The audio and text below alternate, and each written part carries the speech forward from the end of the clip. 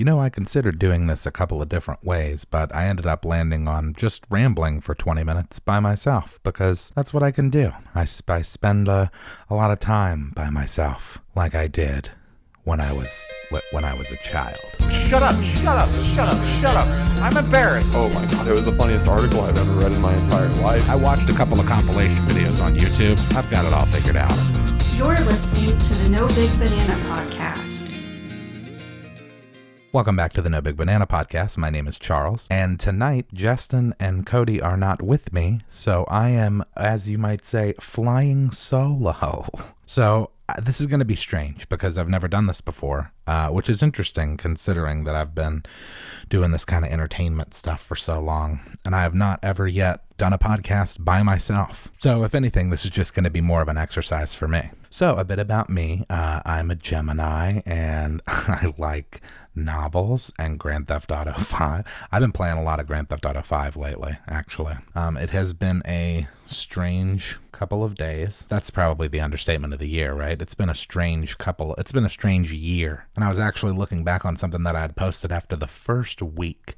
Actually, let me see if I can pull that up. Everything in 2020 has just been a complete nightmare. It's just been one dumpster fire after another. And I got to tell you, between what's going on what's going on politically and what's going on socially, it's just been a very weird place. I'm pretty sure it's on my Instagram. Hey, if you don't already follow us on Instagram, do so at No Big Banana, or you can follow me at Yahzick. I'm on there. I don't probably post as much as I should. Yeah, here we go. We've been in 2020 for 1 week. The House and Senate can't agree to terms for the impeachment of the president. The U.S. and Iran may be on the brink of war. A 6.3 earthquake struck Afghanistan. A 6.4 earthquake struck Puerto Rico, and Australia is on fire. By the way, that week, there was also the plane that was shot down that was flying out of Turkey. And so then I said, I don't know what the other 51 weeks are going to look like, but I think we need to buckle up. Boy, howdy. I had no idea. But I will say, I am going to give props to my cousin, because he, being of sound heart and mind, told me the first week of February, get stock up. Don't leave the house. Don't go anywhere that you don't absolutely need to go. And I did my best to listen to that. I got to be honest, I think at this point it's just kind of fighting a losing battle. I think it's just going to get worse as we get into the fall, as it gets cooler and the flu comes back. Until we have a vaccine, we're pretty much in this weird state of just this strange vacuum of space and time. This is the kind of shit that makes me think of like simulation theory holding water, because it's just, there seems to just have been this perfect storm of shit in the last year in particular, but even more so in the last decade. But who knows? Maybe that's existentialism. Somebody probably in the 1700s was thinking the same shit. Like, oh man, so much has changed in the course of the last 30 years. Things are really getting weird. Probably a lot of people thinking shit was weird throughout all of the horrible wars that we've experienced as humans. Hopefully that'll go away if we go into the singularity. Dude, if we go into the singularity, I am fucking, plug me in. Sign me up. I would do whatever it takes to get in there. Because why wouldn't you want the most efficient way? I think that that's what aliens are. I think that aliens are just us from other dimensions, or maybe from the future. Kind of the same thing, really, when you think about it. But they all look the same because they just decided, like, okay, we're just going to all look like this. This is the most efficient design for the body. This is the most efficient height, the most efficient color for our skin to be.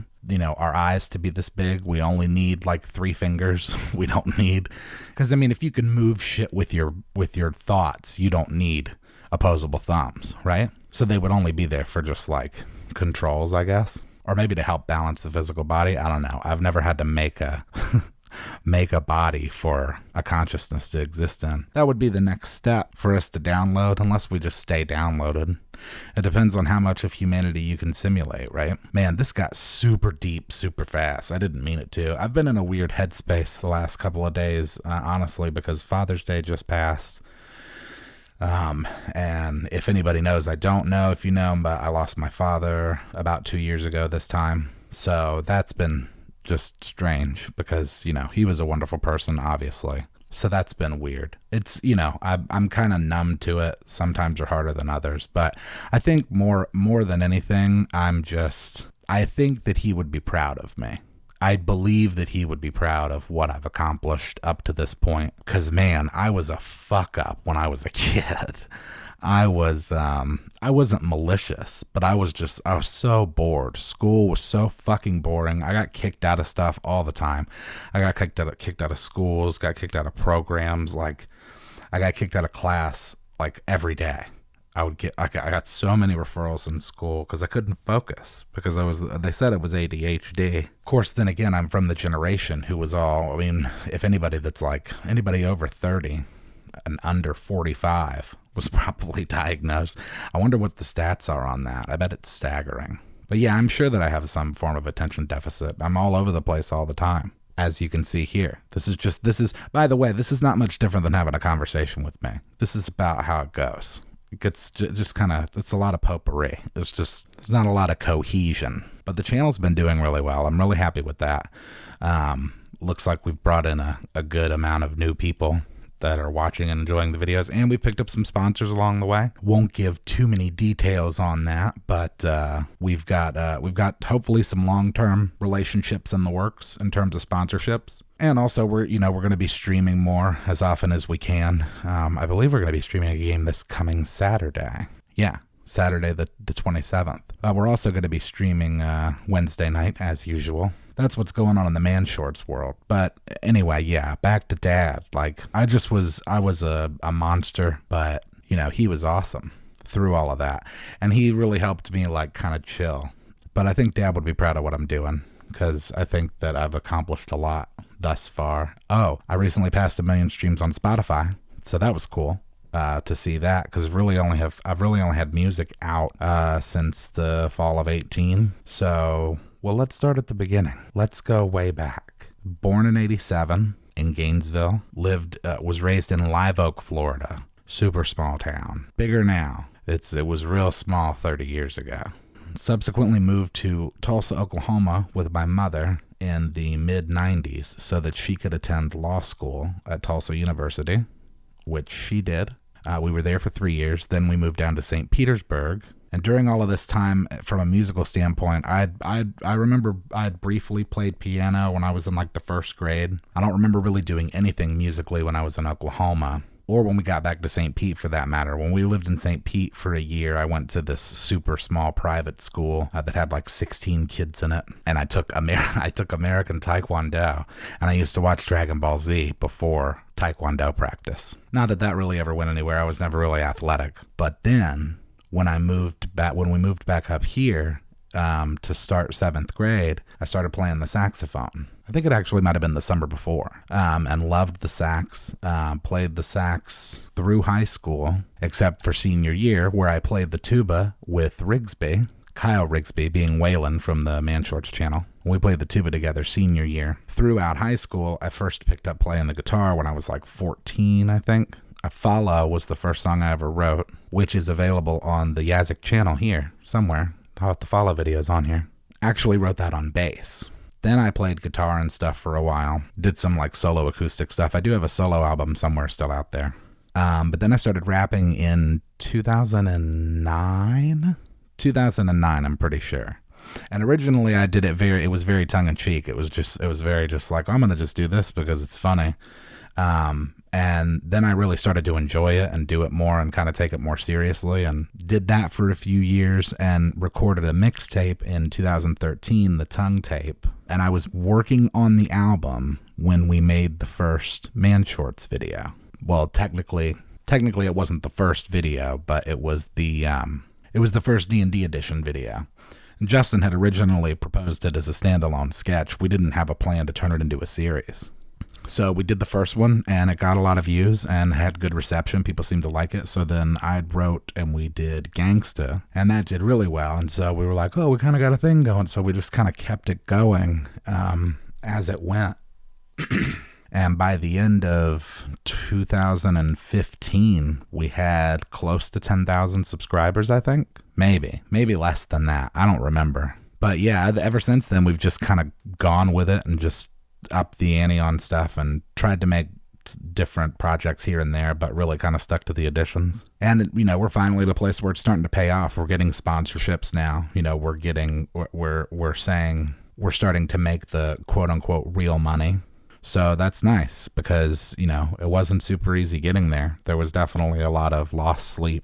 But yeah, I mean, there was just a lot. It's just a lot. It's really great to be able to do what it is that you love. But I think that if you're going to do what it is that you love, you have to accept the fact that if it's something that goes against, you know, quote unquote, the norm, which is kind of bullshit. The norm is not really the norm.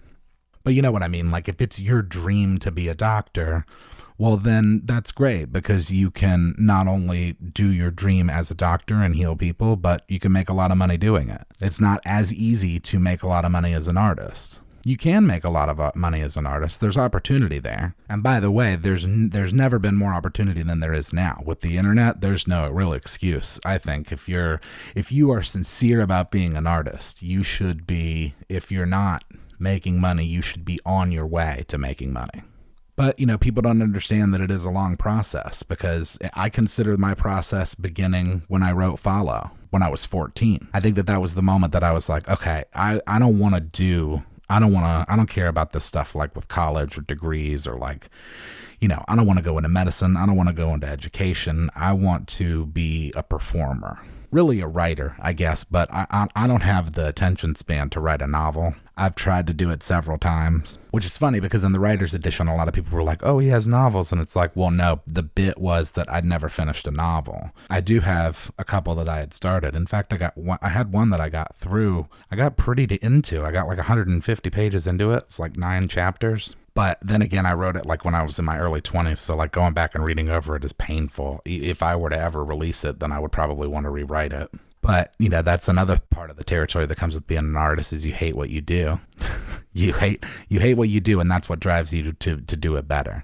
That, I think, is the separating factor because a lot of people, like, there is an appeal to it. There's this idea of, like, it not being as hard work for some reason. And, I mean, I guess that I get it because when you look at it, it's just like, oh, well, they're just having fun. But, you know, you don't see all of the other stuff where I'm, like, you know, up until 4 a.m. doing an edit on this video for the 14th time because Premiere crashed or whatever it is. There's a lot of garbage that you have to deal with too that comes with it.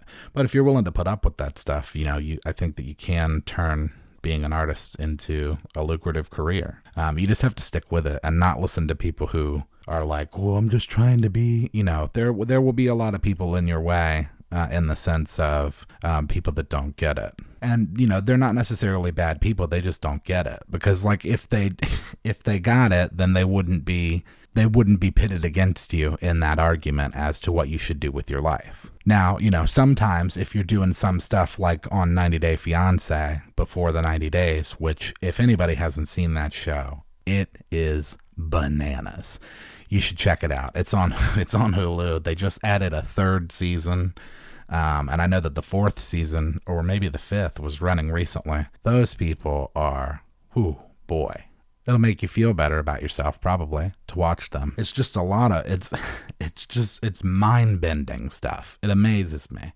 I feel like the producers should be sued for exploitation. But anyway, that was all just a roundabout way of getting to the point of, like, I think that people should do what they love. That's just my personal opinion. And, you know, if it's something like being an artist, I'll tell you that you're fighting an uphill battle. But to think that it can't happen, there is a certain amount of luck that's involved that I don't think that people in Hollywood admit to enough or acknowledge enough. There is definitely an amount of luck that is needed because there are plenty of really talented, hardworking people that I've met over my time as an artist who, you know, that nobody's ever heard of them. They're still doing it, and they're not really getting any clout. They're certainly not getting the clout they deserve, in my opinion. We, for example, have had a tremendous amount of luck on the channel. You know, a lot of our big boosts that we've gotten have just been from happenstance. Somebody came across our link somewhere and shared it with somebody else, and then it just kind of grew from there. Really, it's about sticking to it, I think. It's just about allowing yourself statistically to get the opportunity to make money. Is really what it comes down to as an artist. And some people are able to jump in with both feet and just pop in and like, hey, look, I'm a painter and here's what I paint and I'm going to sell my paintings and I make a lot of money and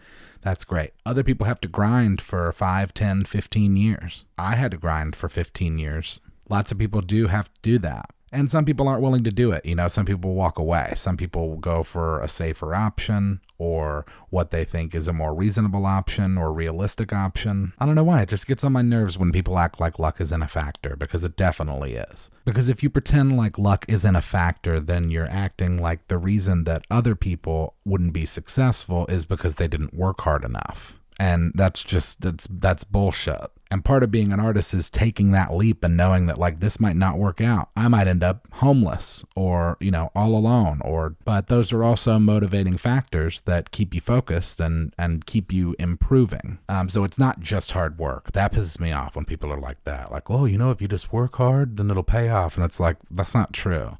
That's not always the case. There are plenty of people who have worked really hard. I've worked really hard at certain things that didn't pay off.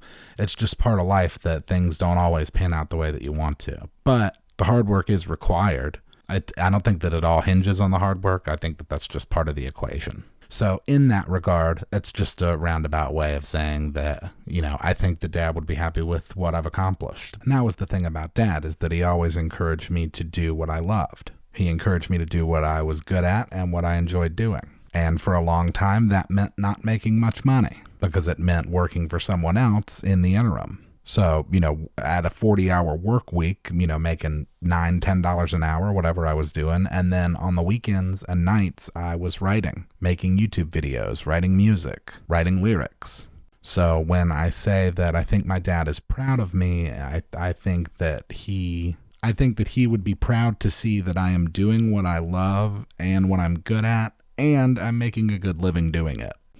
There was a long stretch there where I wasn't going to college and I was just kind of like working in offices, and it was, the money was okay. It was enough, but it wasn't, I'm making more money now than I ever have, which is really great, because it's because of the work and effort and energy that I put into my content. And the having a great community, which is, that ended up being really great for us, because we've always been D&D fans, but the D&D community is like no other community that I've ever seen before. They're very, very open and loving, and just like, because it's such a thing that you don't get until you do it.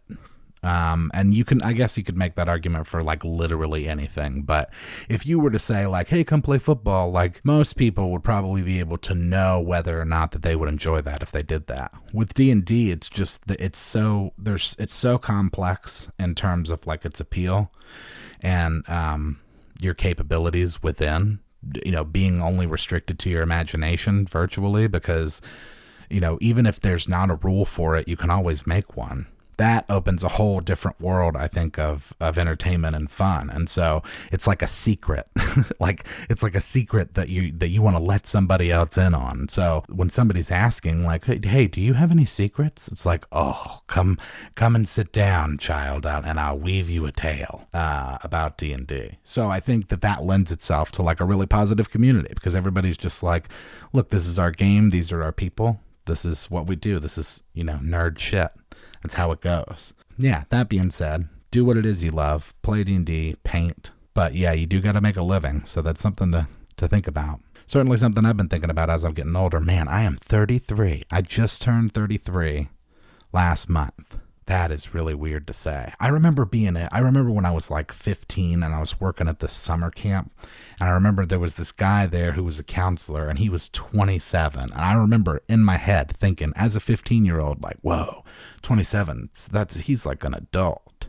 And now I'm 33, and I'm like, I don't even really feel like an adult. I don't know. That's weird. Does anybody else feel that way? It's like when you're a kid, it seems so far away and it seems so different. It seems that there will be this shift. And then like as you get older, you realize like that shift never really comes. But it makes sense, right? Because when you're like 18 or 19, you're finding out it's like who you are when you're young. And then when you're like in your late teens and early 20s, you're figuring out how you are, or who you are is interacting with the world around you, and like what it is that that was a thing I had at one point in my head. Was like there were like 3 questions, and it was like, who are you, how do you want to impact the world, or something. I don't know, how do you want to be remembered, maybe. Yeah, what are you leaving behind, who are you, what are you leaving behind, and how do you want to be remembered?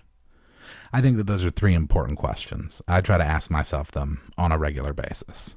Like, who is it that you are at your core?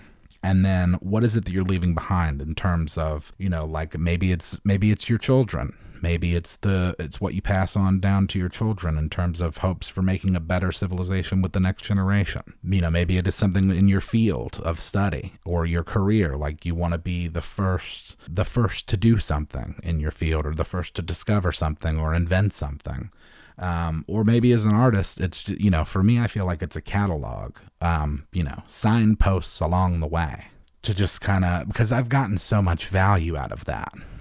Over the years, I from other artists have received a tremendous amount of value from just knowing that someone else out there can relate to certain feelings, because there's this, a huge spectrum of it.